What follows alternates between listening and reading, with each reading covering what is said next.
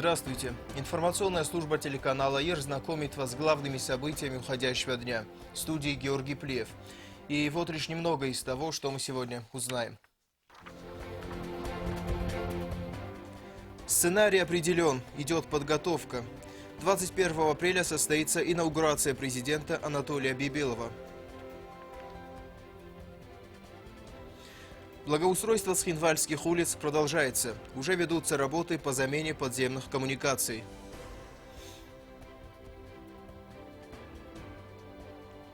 Скоро День Победы. Схинвальский гарнизон приступил к подготовке военного парада. Осетинское национальное музыкальное искусство было представлено жителям Ленигорского района.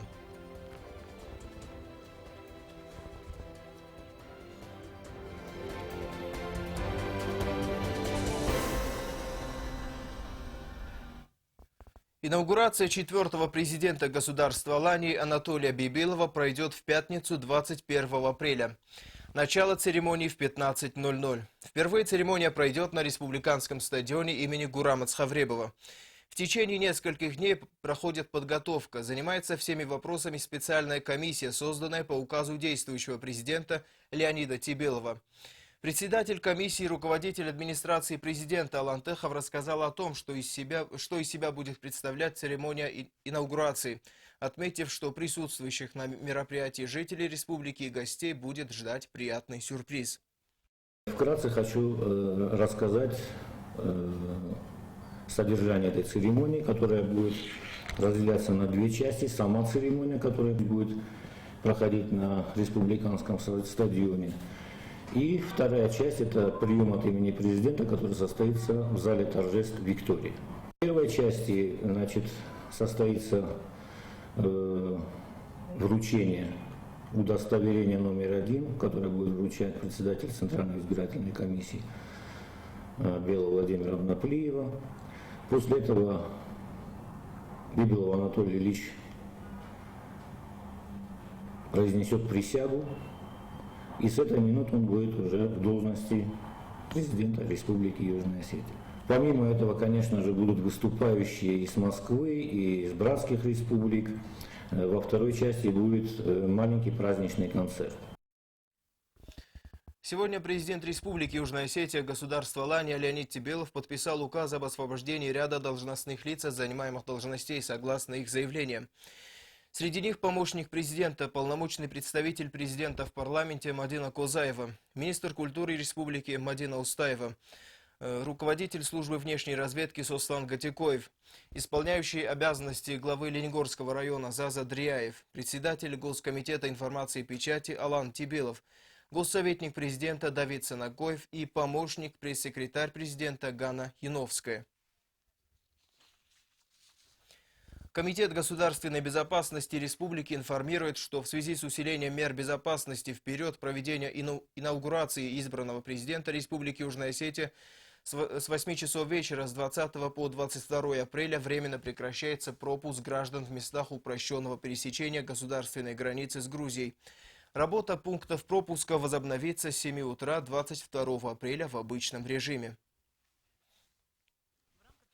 За последние несколько лет благоустроено большинство улиц города, а в этом году приступят к реконструкции периферийных столичных улиц. Соответствующие службы уже начали работу над заменой инженерных сетей на нескольких улицах. Подробности в материале нашего корреспондента Елены Газаевой. В рамках инвестиционной программы на этот год благоустраиваются 13 улиц. В настоящее время идет замена подземных коммуникаций на улицах Кирова, Школьная, Джавская, Герцена, Калинина. Ведутся работы по замене подземных канализаций. Все работы идут по плану и укладываются в сроки. Погода пока позволяла. Почти все улицы, пока мы делаем, обустраиваем коммуникации, там газ, воду, канализацию, а потом уже делаем благоустройство, ливневые стекла, такие вещи, а потом уже благоустраиваем и делаем асфальт. Сейчас работают по улице Герцена, они там копают коммуникации, устанавливают, укладывают коммуникации. И, наверное, параллельно начнут и асфальт этот ложить. Как отметил Вадим Габараев, приоритетное направление программы этого года – благоустройство периферийных улиц. Эти улицы в большинстве своем не были благоустроены даже в советский период. Кроме того, трудно было поддерживать чистоту центральных благоустроенных улиц, так как машины заносили грязь с неблагоустроенных. Также планируется расширить тротуары для дополнительного свободного места для пешеходов. На улицах, в которых идут работы, движение ограничено из-за реконструкции инженерных сетей. Все работы планируется завершить к концу года, до наступления холодов. Елена Газаева, Азамат Кудзев. Информационный выпуск сегодня. Согласно приказу министра обороны государства Алания генерал-лейтенанта Ибрагима Гасеева, войска Цхинвальского гарнизона приступили к подготовке военного парада в ознаменовании 72-й годовщины победы в Великой Отечественной войне. Подробности у нашего корреспондента Эльвиры Тибиловой. С сегодняшнего дня репетиции проходят на плацу 4-й гвардейской военной базы Российской Федерации, дислоцированной на территории Республики Южная Осетия. В ходе репетиции отрабатывается слаженность действий личного состава парадных расчетов, знаменных групп и почетного караула, прохождение торжественным маршем и другие элементы парада. В подготовке задействованы парадные расчеты войск Цхинвальского гарнизона, подразделения Министерства внутренних дел Республики, пограничной службы Комитета государственной безопасности Республики, Министерство Республики Южная Осетия по делам гражданской обороны, чрезвычайным ситуациям и ликвидации последствий стихийных бедствий, 4-й гвардейской военной базы Министерства обороны Российской Федерации.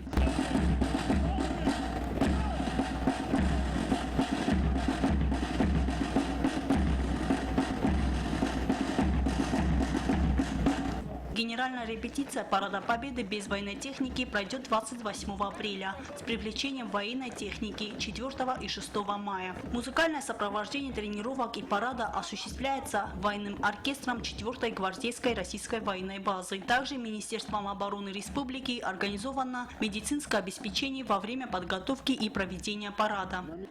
Эльвира Тибилова, Джонни Техов. Информационный выпуск сегодня. Крупные операторы сотовой связи подходят к реализации социальных программ и благотворительности по-разному. Приоритетным направлением компании «Мегафон» в социальной политике является детский спорт и оказание помощи людям с инвалидностью. Проект «Будущее зависит от тебя» теперь и в Южной Осетии. Подробности в нашем следующем материале. 5-й год подряд Мегафон Южная Осетия проводит проект между школами и интернатами по футболу. Проект общероссийский. Мегафон Россия организует его с 2005 года с участием воспитанников детских домов со всех регионов России. Сегодня состоялась игра между учащимися Цхинвальской и Дзауских школ. Игра получилась интересной и насыщенной. Данный проект занимает особую роль в социальной политике нашей компании. Мы каждый год стараемся уделять очень много внимания отборочным играм. Все-таки это дети, которым мы испытываем особое отношение. Это школы-интернаты, и они нуждаются в еще большем внимании как с нашей стороны, так и со стороны общества. Этот проект много значит для работников компании «Мегафон», и поэтому они уделяют ему особое внимание. Победитель получает роскошный подарок от организаторов, основных организаторов российского турнира. Это поездка в гости к лондонскому футбольному клубу «Арсенал» и личное знакомство со знаменитым тренером Арсеном Венгером. Также хочу сказать, что сегодня была насыщенная игра, мы, конечно, долго к ней готовились. Сегодня победа досталась воспитанникам Дзауской школы-интернат. Именно они 24 мая поедут в город Сочи на финальные игры. По завершении матча представители Мегафон Южная Осетия наградили всех игроков и тренеров грамотами и ценными призами.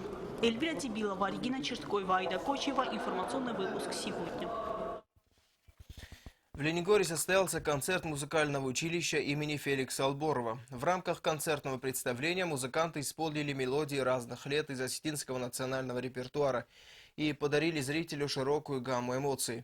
О своих впечатлениях от концерта расскажет наш самый эмоциональный корреспондент Ирина Битиева.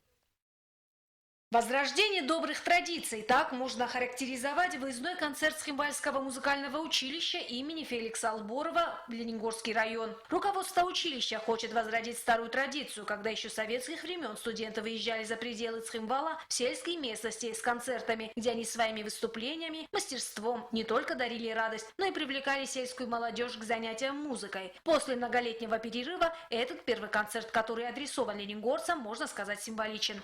Мы давно наметили приезд не только в Ленингор, а в Знаурские, Джавские районы, но первоначально наш приезд был намечен, запланирован именно в Ленингор, потому что он для нас является особым регионом, и думаю, что не только для нас, но и для республики, потому как он территориально находится далеко, дорога тяжелая, хотя, в принципе, мы даже не заметили, как мы приехали, поскольку асфальт, но... Вы, наверное, понимаете, почему население преимущественно наполовину грузиноязычное, и мы хотим, чтобы они знали и понимали, что они наша часть нашей души, нашей Осетии, нашего осетинского народа и нашей национальной осетинской гордости. Это наша частица. Поэтому мы с вами, ленингорцы, и вот частицу нашего тепла мы вам хотим сегодня подарить. Перед концертом женский хор разогревает голосовые связки, а артисты ансамбля народных инструментов заняты настройкой. До концерта остается еще час, а зрители уже занимают свои места в зрительном зале. Концерт начинает женский хор музыкального училища. Песни самые разные, но в основном осетинские народные.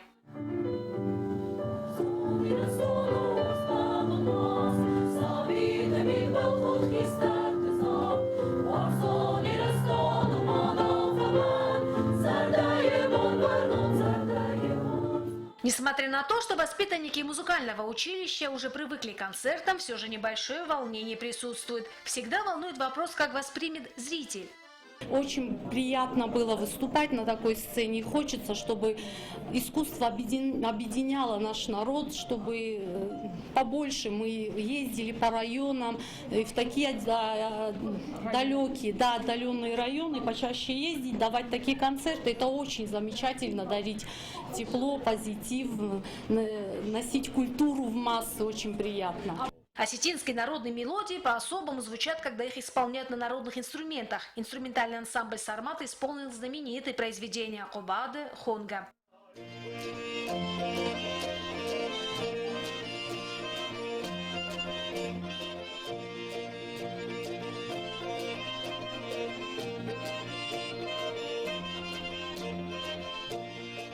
Как воспринял зритель концерт, можно судить по аплодисментам. Первыми зрителями выездного концерта были ленингорцы. Следующими красивую осетинскую инструментальную мелодию и песни смогут услышать жители Знаурского, Дзавского и Цхинвальского районов.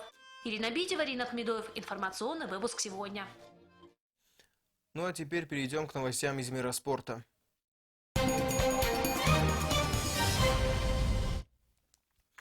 В Кабардино-Балкарской республике в городе Тырнаузе 11 апреля стартовали соревнования по первенству общественно-государственного спортивного объединения «Юность России» по боксу.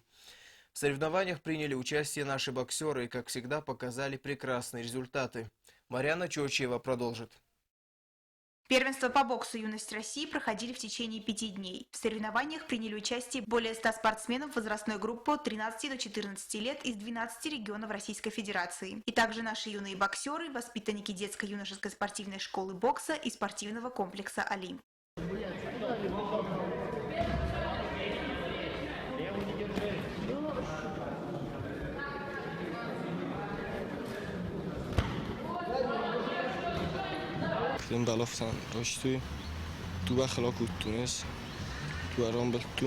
Для югоосетинских боксеров эти соревнования были выходом на первенство России по боксу, с чем они успешно справились. Двое спортсменов заняли первые места: Эдуард Кукоев, воспитанник спортивного комплекса «Олимп», и Вадим Джоев, представитель детско-юношеской спортивной школы. Вторые места заняли Алан Альдамари и Хетак Кокоев.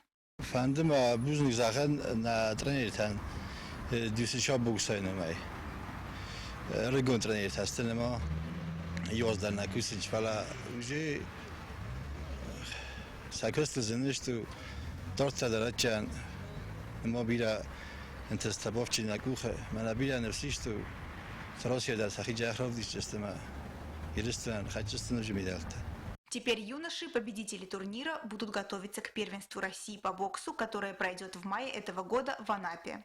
Марьяна Чочьева, Альдина Чихоева, Александр Кукоев. Информационный выпуск сегодня. Ну а сейчас мы узнаем прогноз погоды на завтра, 20 апреля.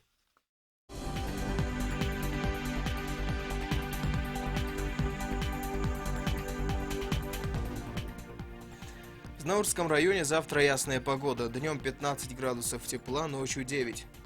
В Замском районе тоже ясно. Днем плюс 15, ночью 11 градусов тепла. В городе Квайса ясно. Днем плюс 13 градусов, ночью плюс 11. В Ленигорском районе тоже ясно. Днем 11 градусов тепла, ночью 7. В Цхинвале завтра тоже ясно. Днем плюс 14 градусов, ночью уже плюс 12. Это были все новости к этому часу. Смотрите все новости телеканала ИР, а также авторские программы на нашем сайте gtrkir.ru. Только хороших новостей. Всего самого доброго.